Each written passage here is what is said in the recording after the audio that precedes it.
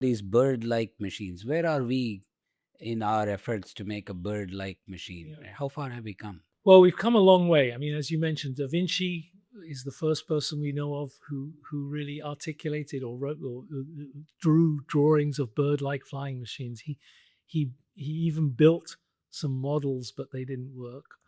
Um, in the early 20th century or late 19th century, there were people who tried to build flapping wings or try, and then of course, the Wright brothers and the dawn of flight.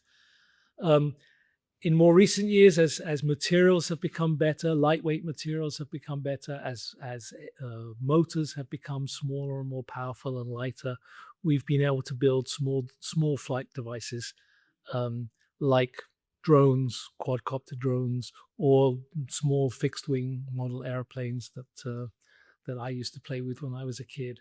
Um, so we're developing our abilities. The electronics, of course, has developed. The huge challenges, the big challenges for bio-inspired, bird-inspired robotics is power.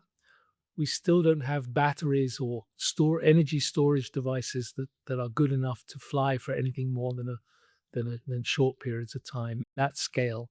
So most model airplanes will fly for 20 minutes or half an hour or a Hmm. couple of hours maybe.